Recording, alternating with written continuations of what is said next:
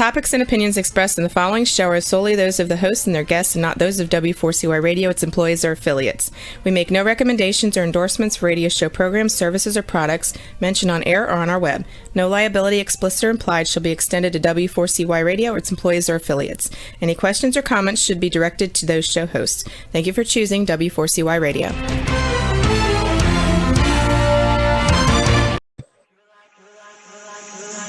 You're like a circle that floats around me, keeping me safe and sound. And when I fall, you tied a rope to me.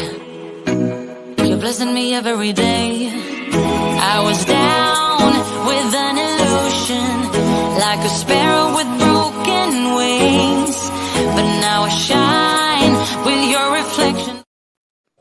Good morning, everyone, and welcome to the Laws of Digital Design on Demand. I'm your host, Blanca, and this is my amazing co-host, Joey Lewis. How are you tonight, Joey? Doing great. Thanks for having me. Always a pleasure. And today we have an amazing guest, Joseph Steinberg, an international cybersecurity expert and the author of Cybersecurity for Dummies. I mean, to get into this book, to have a book in the cybersecurity, the For Dummies series, you got to really know what you're talking about. And I highly recommend this book. Thank you for mailing it to me, Joseph. That was so nice of you. Well, you're welcome, and thank you very much for having me today. Oh my gosh, thank you. And so excited to learn. I mean, Joey, you and I being in the digital business in terms of live streaming, digital marketing, everything we deal with is digital. And this is a critical topic that applies to all entrepreneurs. It doesn't matter literally what you do. Physicians, dentists. I mean, this is a globally critical topic. And I guess the first question is the why, Joseph. Why? So many people think, oh, my data is not going to get stolen. I'm not an interesting person. I'm not a rich person. I'm not a this person. Why does this apply to everyone? Well, I think there's a very, very important point about cybersecurity that most people don't understand because we didn't grow up being taught this, right? Our parents taught us not to play with fire, not to run into the street because there's cars, but there's no human tradition going back many generations of being cyber secure. So we weren't taught this when we grew up, and so sometimes we have to learn this as an adult, which is we all have data and systems that are very valuable to attackers. That may not sound accurate. Most people think, oh, I have a barbershop. What can my computers have, on them that the government of China might want or that criminals might want? But the reality is that every single one of us has systems and data that criminals want. And here's the simple reason why. And it's really two parts. The first part is every one of us does business with organizations that we know criminals want to penetrate, right? You use a bank. You have suppliers. You're buying things online. You're perhaps selling things online. You're interacting with many people online. All of those interactions are potential access points for criminals into other organizations.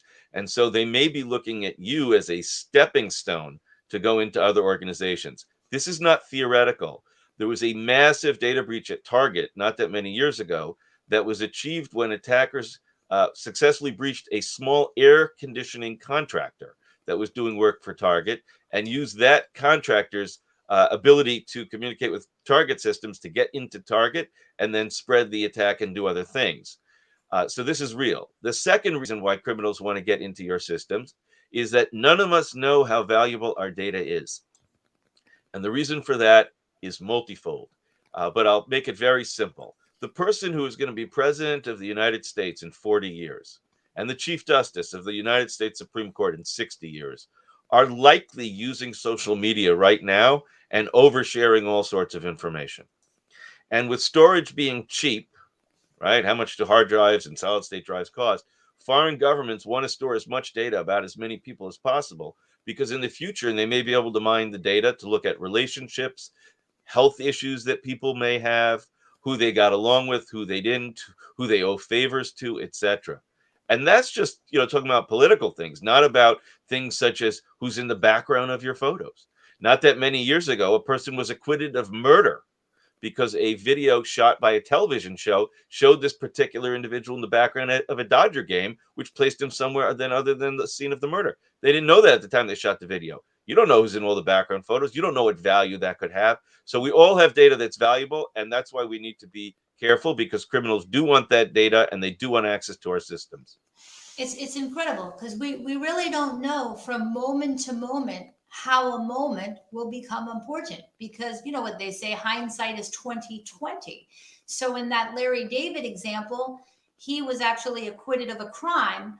That's And right. so you just really never know. Also, knowing someone famous that's not famous today. So Joey, if you get famous, you know, when you get famous in about, what's your prediction? 6 years, a year?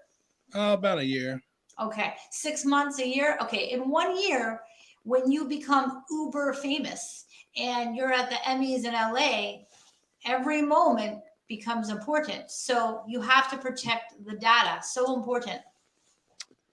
So, Joseph, my question is, why don't we, the people, know the value of our data?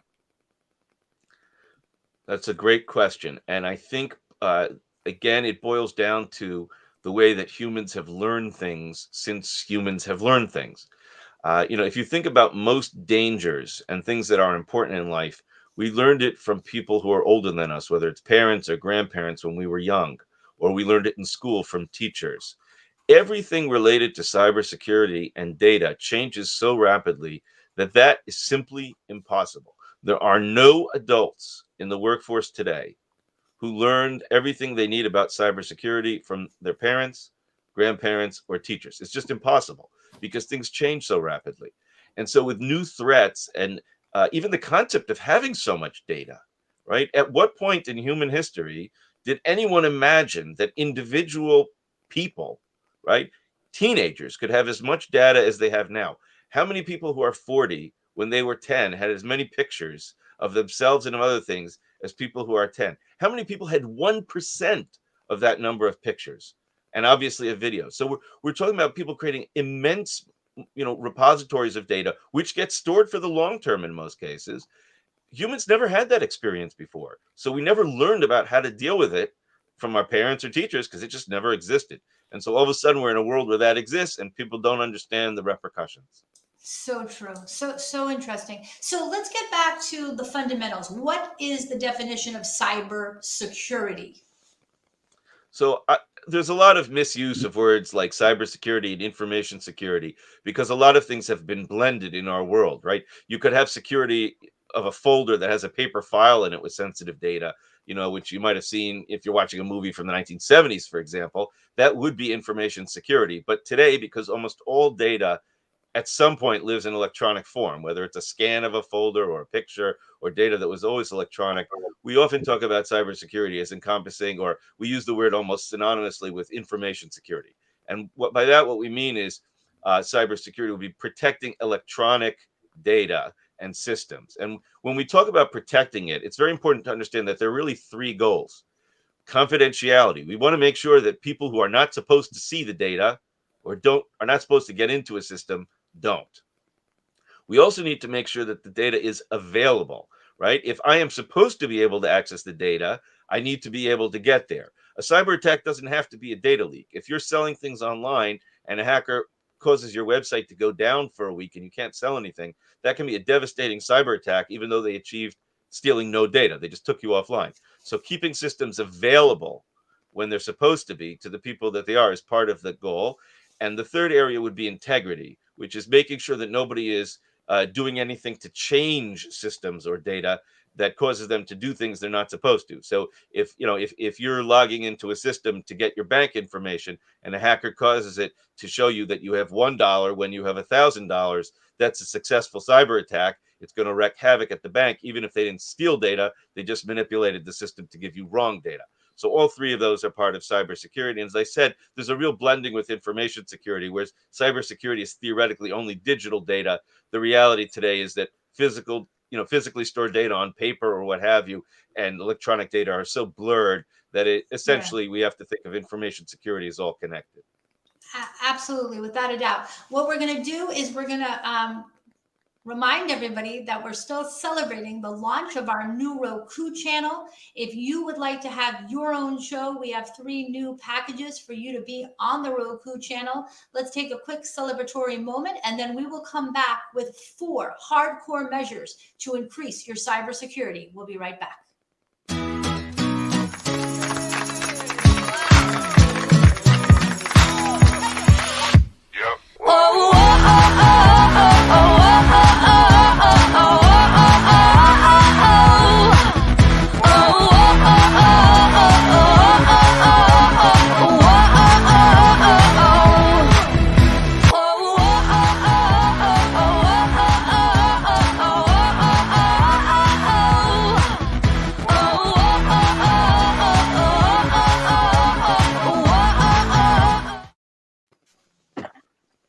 All right, welcome back.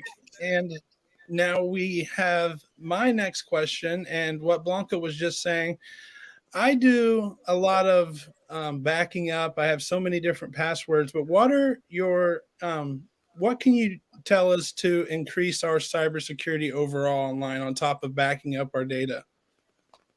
Well, actually, let's start with backing up because that's actually a great place to begin. In a very, very large percentage of situations that I've observed, people who think they back up often enough really do not.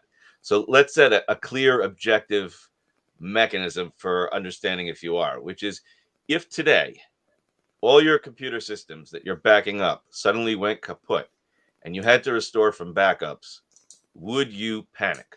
If you're running a business and, for example, you back up once a week and you lost 1 week's worth of data, would you be in a very bad situation? Because if the answer is yes, then you're not backing up often enough, because the point of the backup is to get you back and running in a situation where you're not going to panic and you're not in a bad situation. So think about how often you back up and whether it really is sufficient. The second thing that's very important to understand with backups is that not all types of backups are the same. And many people confuse the concept of syncing data or synchronizing data with backing up. And what I mean by that is if you configure, for example, your computer to back up all of your documents automatically to a Google Drive, to synchronize your My Documents folder and a folder on a Google Drive. It's a nice thing to do, right? Depending on the situation, you could have a copy if something happened to your computer, etc. And the same would go for competing product. You know, Microsoft has a cloud storage as well. Other companies do. If you're just synchronizing it, but that's not really a backup, because while that will protect you if your computer got destroyed or something of that nature, the reality is, let's say you had a ransomware attack, and all the files on your laptop that were synchronizing got corrupted. The corruption is also going to propagate to the synchronized copy. So when we talk about backing up, we need to make sure that we have some backups that are offline. We've copied the data somewhere, whether it's across a cloud or to a local hard drive, and nothing that happens on my computer can now affect that data. So if something went wrong, let's say ransomware, you have a copy. And I should explain what ransomware is in case people are not familiar. And if you're not familiar, please pay attention, because this is actually a serious problem. It's one of the biggest cyber attack mechanisms against small business today. What ransomware is a criminal somehow gets software installed on a device of yours, let's say a laptop, and it may propagate around your network and hit multiple machines, that encrypts your data or just steals it, and then demands a ransom in exchange for returning your data. So if they've encrypted it, they won't decrypt the data for you, so you can't use your own data unless you pay them a ransom. And if they stole the data, they won't give it back to you unless you pay a ransom. Naturally, the ransom is paid typically in Bitcoin, but the reality is it's going to cost you dollars to get that Bitcoin, and it can be substantial. So these attacks, if you have no way to restore from a recent backup, you may be very tempted to pay the ransom. Now, in some cases, even after paying the ransom, they may not give you the data back. So you definitely want to have backups, and backups are one of the best defenses against this, because if your data got corrupted, but you have a very recent backup and you can just restore from that and start up, you can restore on a clean machine and you're good to go. If you don't have a backup, or you lost, a month's worth of data because that's the last time you backed up, and you can't afford to lose a month's worth of data, you're going to be in a bad situation. And again, this is a very common form of attack. We all saw it in the United States this past year because we had a gas shortage in some states when a pipeline provider had a ransomware attack. And we had a meat shortage in other parts of the United States when plants had to shut down due to a ransomware attack. So this is a real kind of attack affecting lots of businesses. And backup is one of the best ways to proactively defend yourself. So you want to have backups, some local, so you can quickly restore if you accidentally wiped a file, and some disconnected, preferably off-site in case something happened, a hurricane, or you lost access to your office because someone had COVID and you can't go in, or whatever. But a backup you can restore from if something really bad happened, including ransomware, that's not connected to your network. And is this one of the services your company provides, or what would be a good reason for? So the reality is that there's a lot of backup stuff probably built into your existing computers. A lot of computers come with backup software. Many apps come with backup software. WhatsApp can automatically back up all its data to a Google Drive, for example. You set it to run 3 a.m. every day. You can just back everything up. And you can set it to make separate backups every day. So if ransomware got in, this is obviously messages. It's not like it's going to be the kind of stuff. You can also back up the Google Drive after it backs up there. So there's a lot of apps that can do these things automatically for their data, and you can set it to back up, let's say. Also, you could set an app to back up your documents, and then you can take all of that backup and copy it to hard drive to have it off-site.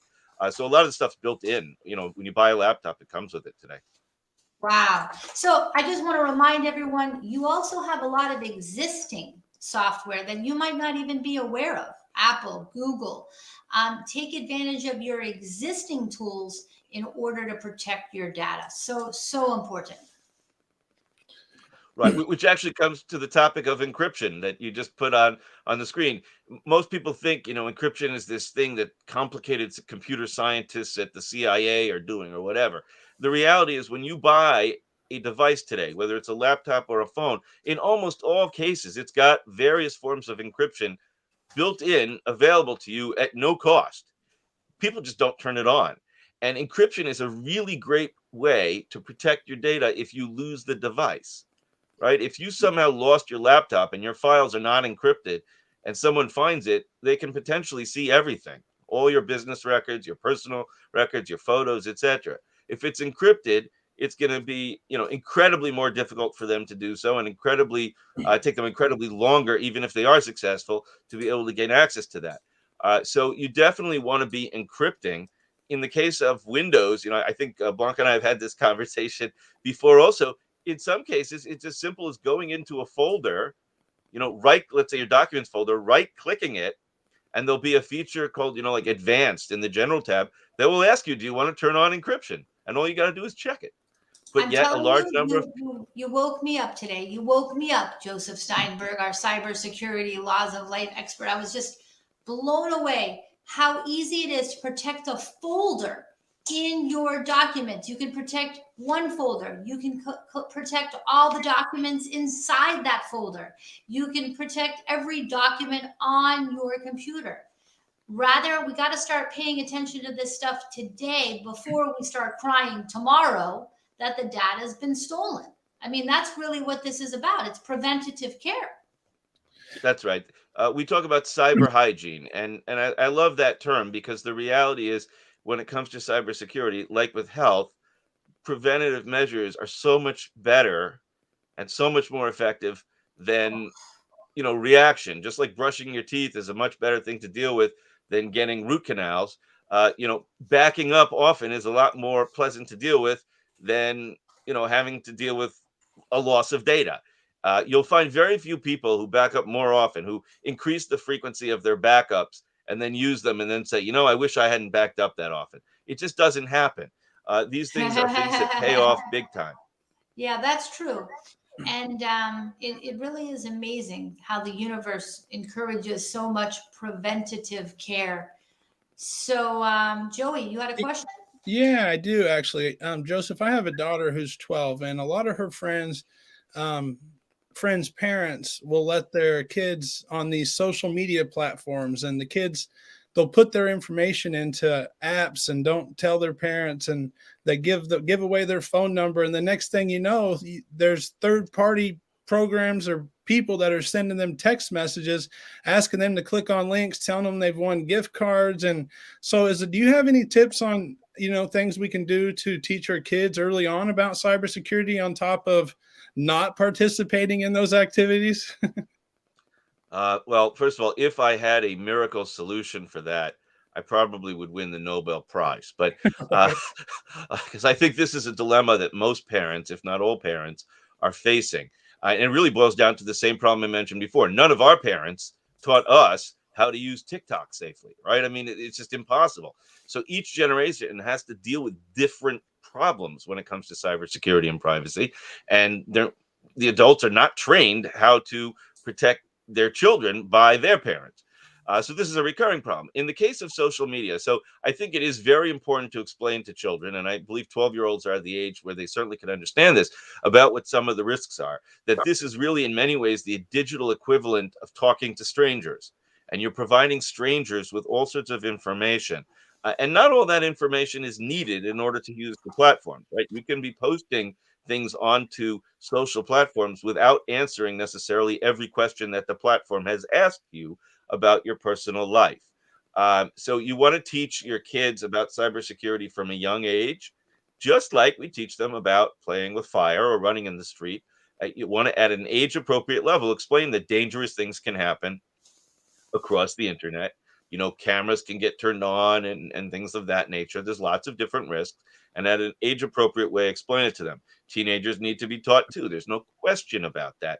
But all these, children need to be educated about the risk. And also, what we began with, they need to understand that they are targets, right? They need to believe that, yeah, there really are people out there who want to do bad things to them. And therefore, they need to be careful. They understand not to take, a lollipop from a stranger, but they may not understand not to take an app and give it free data from a stranger. And there really is, in many ways, a parallel. I can't even emphasize how important that is. And what we're going to do is we're going to take a quick break. We're going to thank our diamond sponsor, Tim Marecki, your personal injury attorney, putting community first. Tim does personal injury, real estate law, always available to us. Let's take a look at his message.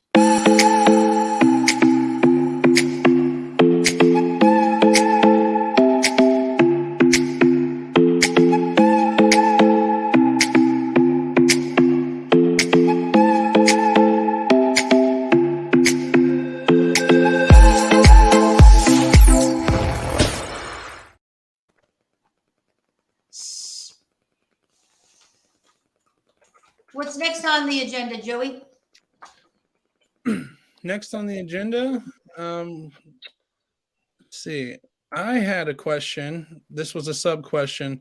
I've seen this online in regards to webcam protection, and I've seen people put sticky notes over their webcam. Is that something that you recommend, or what is the deal with that? It's one of the rare times where I can actually answer a simple answer: yes. You want to cover cameras when they're not in use, if possible. Some cameras come with these kinds of sensors today, built-in covers, I should say. A lot of cameras today have a light that lights up if they go on. In some cases, that's implemented in a way that there's no way a criminal could go around that, because it has to do with power going to the camera. In some cases, it's not true. So, for example, on some modern versions of cell phone operating systems, there's a little green light that goes on in the corner when the mic goes on, or a red light when the camera goes on. But that's done in software. So if the phone gets breached, someone can turn on the camera without the light. So you do want to cover cameras if possible. Certainly if they're in private, locations where private things are going to go on when not in use. It's not expensive to do. As you say, you can take a Post-it and cover it. There are many places that sell, if you want something a little fancier, a little thing that slides back and forth to cover it, but they really should be covered. Yes. Awesome. Okay. So tell us about the laws of passwords, because obviously everybody has a million apps. What are the rules there? So if only there were simple rules that always worked. One of the problems with passwords is not that people don't know about how to pick passwords, but that they've learned the wrong thing. For many years, for example, there was a philosophy that was shared, change your passwords often. And it sounds great in theory, right? If the system gets breached, but you change your password, it doesn't make a difference, right? But a lot of these things don't actually work because they didn't account for the fact that people have many, many passwords. If you have 20 passwords and you're changing each one every month, that means every year you have to remember 240 new passwords. That's just not practical. And you're probably going to start reusing them or using weak passwords like 1234 and then changing it to 12345. By the way, those are two of the most common passwords that are actually in real use, as we know from various breaches of password databases. So people do this. There are different approaches to making passwords better. So one approach is to pick strong passwords. And there are those who say, take a mix of characters and numbers and symbols and all that. That can work, but it's still hard to remember. I like taking 3 words, 3 simple words, one of which does not appear in the dictionary. So take a name, for example, and putting them together. I think it's easier to remember. And if you want, you can throw digits in between them. So you could take a mix of unrelated words and create a sentence in your mind and remember the password. And yet it's going to be a very difficult one for a criminal to be able to successfully guess. So if I have, tremendous 3 Joseph 4 chocolate, right? That's not a password that somebody's going to guess easily, but I can come up with a sentence that, in that tremendous, 3-month period, Joseph ate 4 chocolates or whatever, something in their mind that lets me remember it, but as a mnemonic, but not, cause me to have to use some really contorted password that there's no way to remember. The other approach is to use a password manager. That's an app that goes on a phone or on a computer that encrypts your passwords and stores them. If you do that, keep in mind that you are putting lots of eggs in one basket, and criminals know that these apps typically store lots of passwords, so they are good targets for hacking. So you want to make sure you use a really strong password on that, as well as the fact that your most sensitive passwords should be confined to your head and not written down or stored in a password manager in case something does go wrong. On top of all this, obviously, when you have systems that can do stronger authentication, such as sending you a one-time password, either by text or by an app, generating it on your phone, that's obviously better than just using a password. But if you're going to do passwords, do it right. Don't pick the password because you want to change it every month and then change it to password 1, password 2, password 3. And again, that may sound silly, but we know from password breaches that this goes on all the time. Okay, perfect. No, that's important information. Treat it like your vault. So what about travel devices? How does that work? So this is actually a fascinating topic because it's going to be in the news over the next few weeks related to the Olympics with China. There's so much talk about people taking computers to China and how to secure them, etc. So this is actually going to be headline news, traveling with electronic devices. So the main thing you need to think about, regardless of where you're going, is that any device that has, first of all, every computer should have security software. That should go without saying. Most of them come with it today to begin with. But on top of that, you want to have a remote wipe capability. If you lose your device or it's stolen, you want the ability to wipe off whatever sensitive data is there. Almost every device today either comes with that or it's built into the security software. So when it comes to cell phones, for example, the major providers all have it. I think in the case, for example, of Samsung phones, you could be using it from Samsung or from Google on the Android side. There are many, many different ways of doing it. You can look online for your particular device. But if you have the ability to remotely wipe it and a device gets lost, the odds of your data being compromised are much lower. Some of these remote tools also have other cool features, such as taking pictures of whoever tries to unlock the device and tracking their location, which can help you recover the device as well. Wow, that's crazy. Can you imagine? It can even take a picture of the thief. Joey? Oh, yeah. I'm learning so much. Now, I want to remind everybody that tomorrow we have our Laws of Life Summit. We have a big summit tomorrow. We are donating $10 to raiseToRise.org for every attendee that comes. That's right. So just by showing up, $10 is going to be donated to Raise to Rise with your camera on. And on that Zoom link from 11 to 12, let's take a look at a message from Raise to Rise and Laws of Life.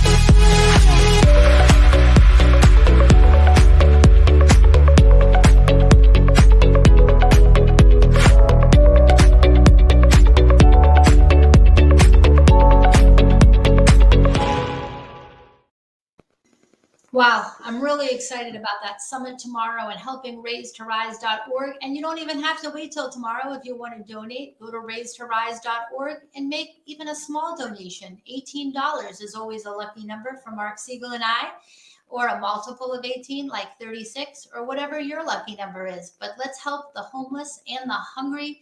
And let's keep this conversation with Joseph Steinberg cooking. He is a cybersecurity expert. If you're just joining us, he's written the amazing book, Cybersecurity for Dummies. This is an unbelievable resource, Joey. I'm absolutely, I'll lend it to you after I'm done reading it. I'll send it to you in Indiana, okay? All right. Well, I think just to support Joseph, I'll order a copy today. That's amazing. Yeah. I definitely want to learn more about this. And I have so many devices that connect to the internet. I have so many different passwords. I love learning about this. Now, Joseph, I have my iWatch, my iPad. I know the computers aren't the only thing that connect to the internet. So on top of the computers in regard to cybersecurity, do you have any more tips? Yes, actually, as time goes on, computers are becoming a tiny, tiny fraction of the devices that are connected to the internet. It's estimated that classic computers may be less than 1% of the devices on the internet in the very near future, if not already. A tremendous number of what we call smart devices or Internet of Things devices have shown up in recent years. Most people are only familiar with the consumer side of it, but industrial control systems, manufacturing systems, all these kinds of systems today are often connected to the internet so they can be remotely monitored and managed. Even in our homes, whether it's cameras, smart doorbells, smart lights, smart coffee machines that you can remotely program to make the coffee the way you like it, even if you're not home yet. Smart refrigerators that can now even start ordering food when they see, hey, there's no eggs in the egg, area. All these kinds of things are coming out, and there's more and more and more over time. Anything that's connected to the internet that can be remotely managed can also be potentially remotely mismanaged, right? An attacker can potentially utilize that device either for obtaining information from that device if they want, or as a staging ground to attack other devices. Sort of like we began with, right? Why would someone want to breach my laptop if all I am is an individual, entrepreneur running a small business? Because from your laptop, they can go other places. Well, from your smart camera that's vulnerable, they may be able to go into your laptop and from there into somebody else's computer, right? Every point becomes a potential staging point for attacks. And we know that this has happened. We know that these kind of attacks can also be brutal. So not that long ago, listen to this case because this is real and it's scary and it sounds like it's from a James Bond movie.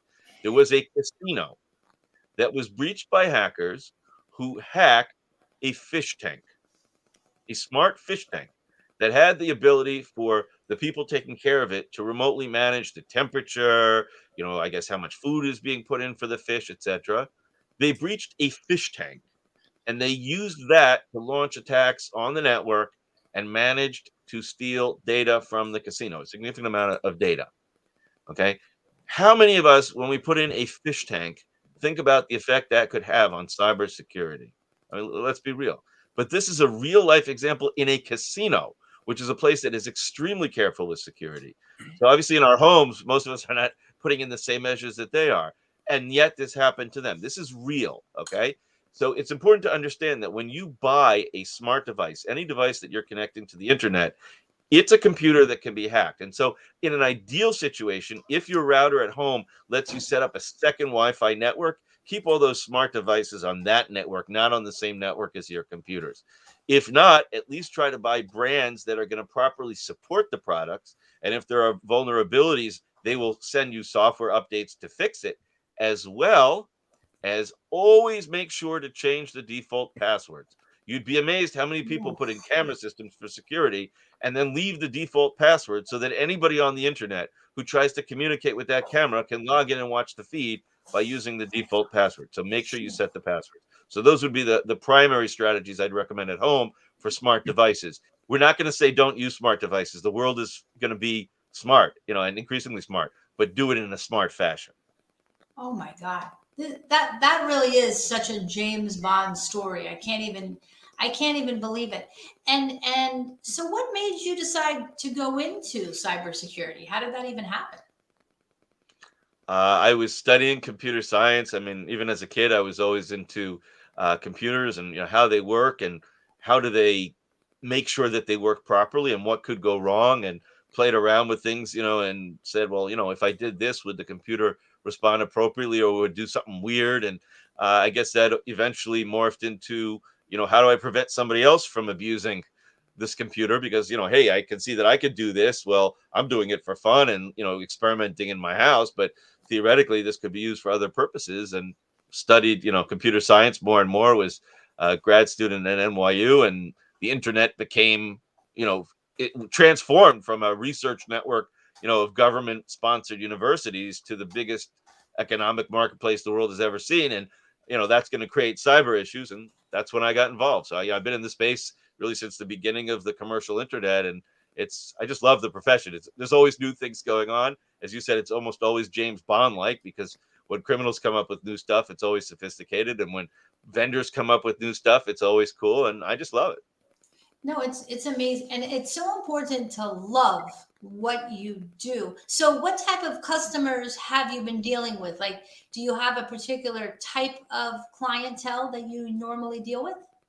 Sure. So my work really falls into a couple categories. I serve as an expert witness. So a lot of law firms will use me when they're dealing with cases either involving data breaches, privacy issues, sometimes patents related to technology.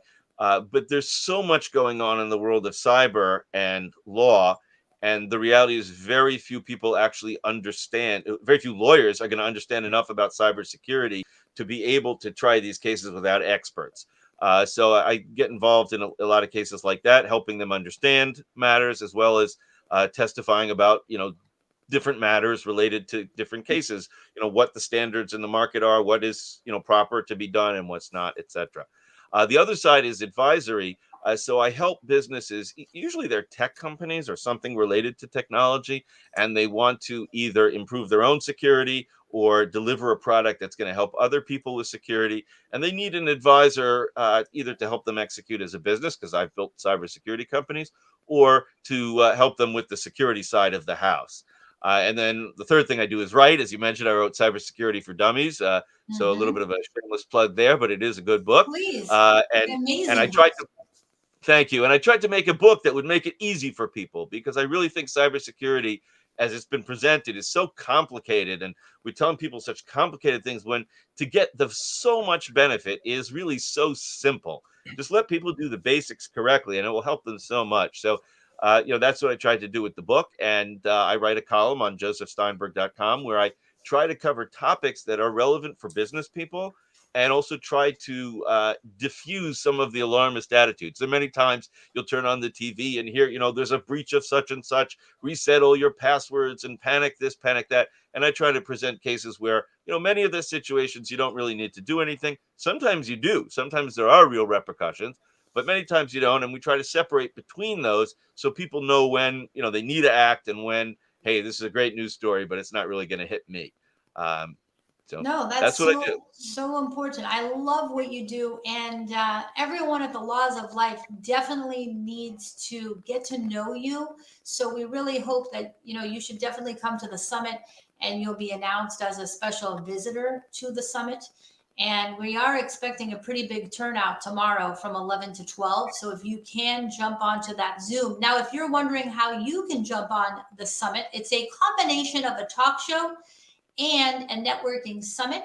You're going to want to subscribe to the Laws of Life platform by going to Clubhouse on Camera /subscribe, or you can click on the QR code right here on the screen.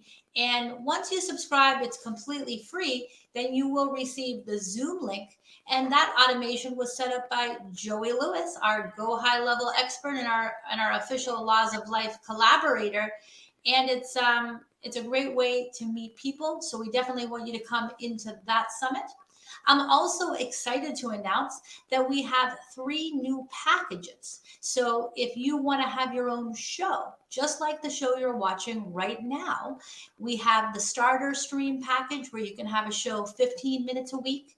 We have a pro streaming package where you can have a show for 30 minutes a week, or we have the Olympic package, just like this one, where you can have a 50-minute show per week.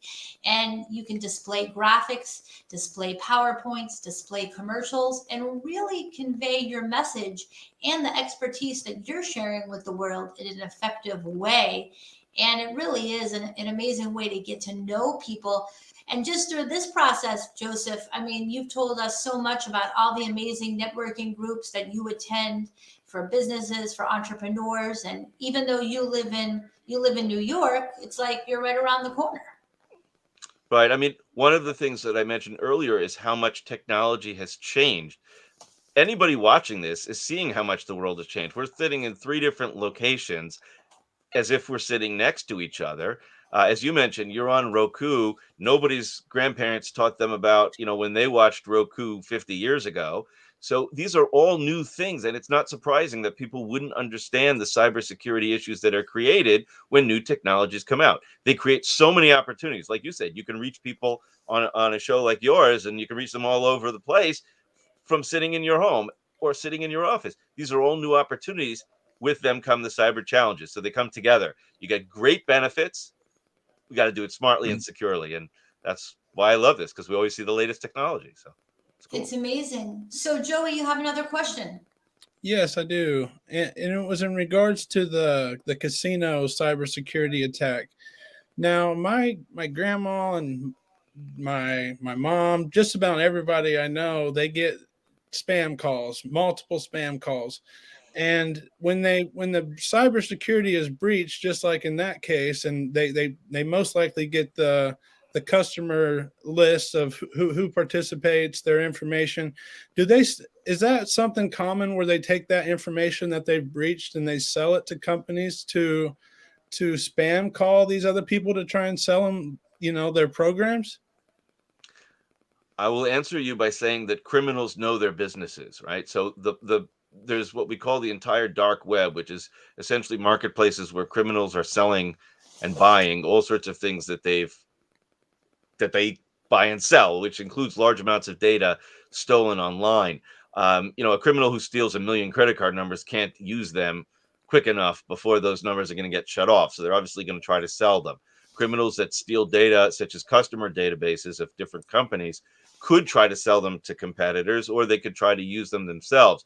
As you said, if they obtain particular demographic information and they think that the people who are customers within that demographic of a specific business are likely to fall for certain kinds of scams or fraud attempts, they may use it themselves, or they may sell it to someone who's in the spam call business, right? It's almost like it's an entire economy of its own intended to harm innocent people. But this is the reality that we live with today. If data is lifted from anybody, it's going to be abused by somebody or somebody's. The question is only whom. Oof. That was an amazingly good question. And this information has been so important. Please be sure to visit josephsteinberg.com. You can visit Joseph's website and also read his cybersecurity column. You can also email Joseph, consult@josephsteinberg.com, and tell him the Laws of Life team sent you, or follow him on all of his social media channels.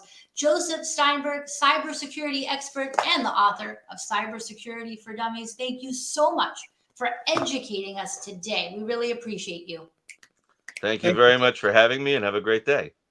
All right, Joey Lewis, as always, you always get me fired up. Joseph Steinberg, you got our cybersecurity wisdom fired up, and that's a wrap. Join us here every Monday at 12 p.m. on the Laws of Digital Design. See you next week. See you tomorrow. That's right. See you at the summit.